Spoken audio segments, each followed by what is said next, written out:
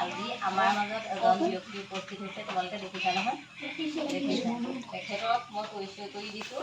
তেখেত হৈছে আমাৰ তিয়ক পৰ্বতীয়া গাঁৱৰ অৰূপজ্যোতি হাজৰিকা, আৰু লগতে তেখেত আজি আমাৰ মাজত এটা মহান উদ্দেশ্যক আগত ৰাখি উপস্থিত হৈছেহি। তেখেতক আমি অভিনন্দন জনাইছোঁ, আৰু লগতে আমাৰ ইকো ক্লাবৰ ফালৰ পৰা এখনি চেলেঙেৰে তেখেতক সম্বৰ্ধনা জনাইছোঁ। পৰাগৰ ককা আহক এইফালে, আপুনি ক'ত সোমাইছে? আপুনি লুকাই গৈছে। আৰু মই বিশেষ নকওঁ, তেখেতে যে ক'ব আৰু। ধন্যবাদ বাইদেউ। মই সকলোকে পুৱাৰ সম্ভাষণ জনাইছোঁ। মই আচলতে ব্যক্তিগতভাৱে বুলি নহয়, মই অকণি সাহিত্য সভা নামৰ এটা অনুষ্ঠানৰ পৰা তোমালোকৰ ওচৰলৈ আহিছোঁ। মই প্ৰথমতে তোমালোকক ক'ব বিচাৰিছোঁ, আজি কি তাৰিখ? 5 জুন, হয় নাই? 5 জুনটো কি বুলি কোৱা হয়? বিশ্ব পৰিৱেশ দিৱস। প্ৰত্যেক বছৰে 5 জুন আহি থাকে নাই? প্ৰত্যেক বছৰে আহে। কিন্তু এইবাৰ মিছনটো কি গম পাইছানে? এইবাৰ হ'ল জলবায়ু পৰিৱৰ্তন। জলবায়ু পৰিৱৰ্তন বুলি আমাৰ এটা কথা আছে, যেনেকৈ এতিয়া আমি যে কওঁ ক্লাইমেট চেঞ্জ হৈছে, যে অসমত বৰষুণ হৈছে বা অসমত বেছিকৈ ৰ'দ দিছে, সেইটো কোৱা হয় ক্লাইমেট চেঞ্জ। কেলে হৈছে গম পাইছানে? আমাৰ গছ গছনিবিলাক কমি গৈছে। মানে যিমান জনসংখ্যা বাঢ়িছে, সিমান জনসংখ্যা অনুপাতে কিন্তু গছবিলাক আমাৰ ইয়াত ৰোৱা হৈছে। গম পাইছেনে? তোমালোকে প্ৰত্যেকেই ঘৰতে গছ কাটা, গছবিলাক তোমালোকে ৰোৱা নোৰোৱা, হয় নাই? কিন্তু আমি এবাৰ কি কৰিছোঁ, সৰ্বসাধাৰণতে কি হয়, বিশ্ব পৰিৱেশ দিৱসৰ দিনাখন কি কৰে, গছ পুলিবিলাক লাহেকৈ লৈ পেলাই ৰাস্তাত ৰুৱে, ৰুই পেলাই সিমানতে সামৰে। তাৰপিছত গছ পুলিটো হয়নে বাৰু? আপোনালোকে দেখিছে না, বহুত গছ পুলি ৰাস্তাত ৰোৱা হয়, হয়নে? কিন্তু গছ পুলিবিলাক জানো ক'ৰবাত হয়? খুব বেছি 2টা বা 1টা গছ পুলিহে হয়, হয়নে? কিন্তু আমি এবাৰ কি কৰিব বিচাৰিছোঁ, তোমালোকৰ প্ৰত্যেকজন ছাত্ৰ ছাত্ৰীকে আমি এটা মূল্যৱান গছ পুলি দিম, গছ পুলিজন সাঁচি তুলিম। তোমালোক যেনেকৈ সৰু হৈ আছা, সেই গছ পুলিবিলাকো সৰু হৈ আছে, হয়নে? তোমালোকে এতিয়াৰ পৰা ঘৰত সযত্নে, মানে তোমালোকৰ মা দেউতা বা ককাইদেউ বাইদেউ যোনে নাথাকক, সকলোৱে মিলি পেলাই কিন্তু এই গছ পুলিটো ডাঙৰ কৰিব লাগিব। গম পালানে? তোমালোক যিমান ডাঙৰ হৈ গৈ যাবা, সেই গছ পুলিটো কিমান ডাঙৰ হ'ব লাগিব, হয় নহয়? আৰু এই বস্তুটোৰ এটা মূল্যৱান আছে কি, যেতিয়া গছ পুলিটো ডাঙৰ হ'ব, তোমালোকে এটা নিৰ্দিষ্ট বয়সত যে ডাঙৰ হৈ যাবা, সেই গছ পুলিটো ডাঙৰ হৈ যোৱাৰ লগে লগে কি হ'ব, ইয়াৰ মূল্য পাবা। গম পালানে? সেই গছটোৱে হ'ল সেইকাৰণে মূল্যৱান গছ। ইয়াৰ মূল্য যেতিয়া তোমালোকে ডাঙৰ হৈ বিক্ৰী কৰিবলৈ যাবা, তেতিয়া লাখ টকা পাবা। মানে ভাবি ল'বা যে আজিৰ পৰা আমি এটা ভাল গছ পুলি ৰুম, যিটো গছ পুলি আমিও ডাঙৰ হৈ যাম, আৰু এই গছ পুলিবিলাকো সমানে ডাঙৰ হৈ যাম।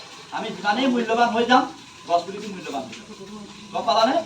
সকলোৱে সমান হৈ নাহে, পৃথিৱীতে সকলো সমানে হৈ আহে, হয় নহয়? কিন্তু আমি গছ পুলিটো এইটো কাৰণে আনিছোঁ যে তোমালোকক এতিয়া সৰ্বসাধাৰণতে অন্য গছবিলাক চবেই ৰুৱে, কিন্তু এই সাঁচি পুলি তোমালোকে নিজৰ বাৰীত ভালকৈ ৰুবা। তোমালোক যিমান ডাঙৰ হৈ যাবা, গছ পুলিটো ডাঙৰ হৈ যাব, আৰু তোমালোক যিমানেই মূল্যৱান হৈ যাবা, গছ পুলিটো মূল্যৱান হৈ যাব। আৰু যেতিয়া তোমালোকৰ বয়স হৈ যাব, সেই বয়স হৈ যোৱাৰ পাছত দেখিবাগে যে এই গছ পুলিটোৰ পৰা মই বহুত কিবা কিবি অৰ্থ অৰ্জন কৰিব পাৰিম। গম পাইছানে? এতিয়া মই তোমালোকক প্ৰত্যেককে এটা গছ পুলি দিম, আৰু সেইটোৱে নহয় আকৌ দেই, মই কিতাপো লৈ আহিছোঁ তোমালোকক।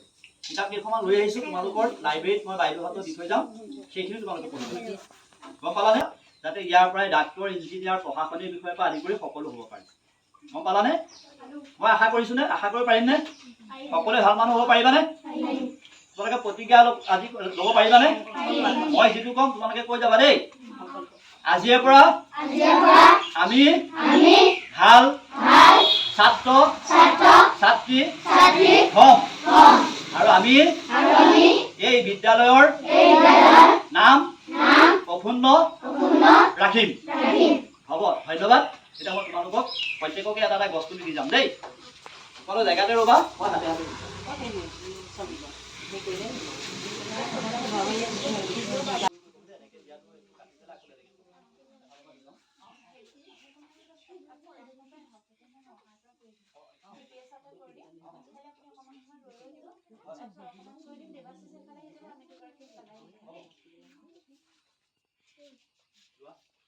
গছপুলি কিন্তু এনেই দিয়া নাই আকৌ ডাঙৰ হ'ব লাগিব মই আকৌ অহা বছৰকে একে সময়তে আহিম দেই লোৱা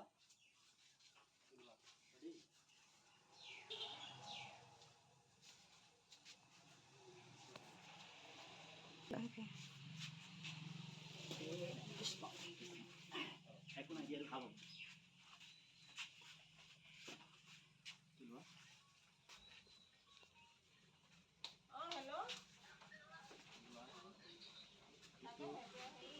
এইটো তোমাৰ সমান হয় নাই এইটো ডাঙৰ হ'ব লাগিব আকৌ দেই মাক ক'বাগে আকৌ দেই দেউতাক ক'বাগে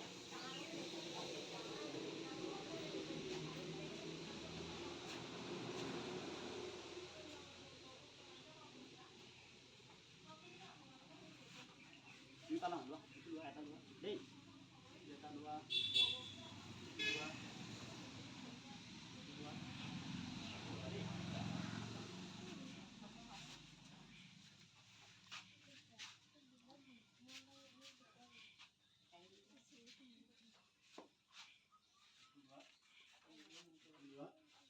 আৰু বাকীকেইটা বাইদেউকো দিছোঁ বাইদেউকো দিছোঁ চবকে দি দিছোঁ দেই টকাকেইটা আমাৰ অংগনবাড়ী বিদ্যালয়ৰ খালীৰ কাৰণে আমি লৈ যাম থেংক ইউ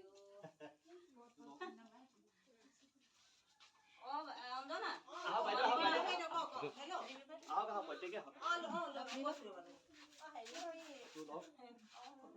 আমি সভাপতিকো দিছোঁ আৰু বাইদেউ আহক আপোনালোক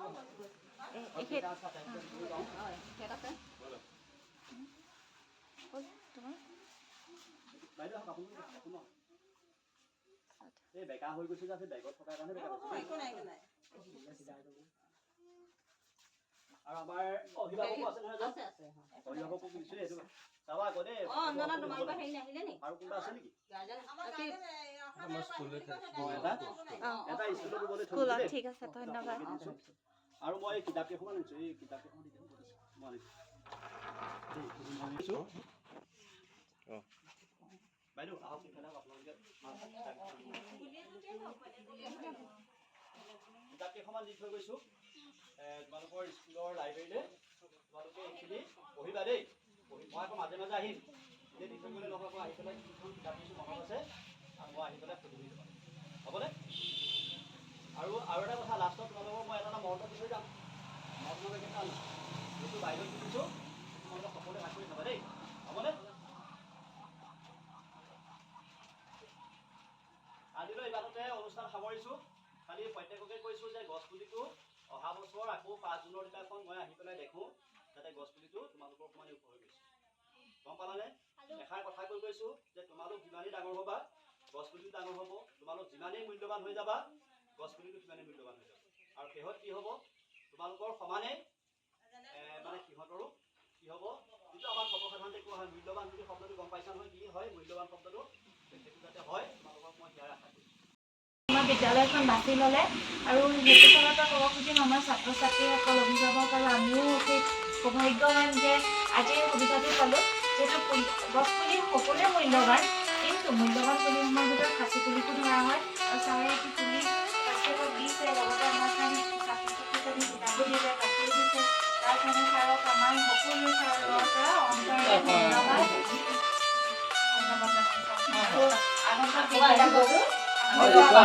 সহযোগ কৰিম আপোনালোকৰ লাইব্ৰেৰী আছে যদি কিতাপ পত্ৰ দৰকাৰ হয় আমাৰ লক্ষ্যই হ'ল পৃথিৱীলৈ মানুহ কেইবা অলপ দিনৰ কাৰণে আহে হয় নাই মানুহটো গোটেই জীৱনভৰ জীয়াই নাথাকে এই থকাখিনি তোমালোকে সকলোৱে ভাল কাম কৰিবা বেয়াৰ আশ্ৰয় কেতিয়াও নল'বা দেই তোমালোকক মই আজিয়ে কৈ থৈ গৈছোঁ যে তোমালোকে যিমানেই ভাল কাম কৰিবা সিমানেই তোমালোক সমাজখন ভাল হ'ব আৰু বেয়াৰ আশ্ৰয় কেতিয়াও নল'বা গম পালানে হ'ব ৰাখিম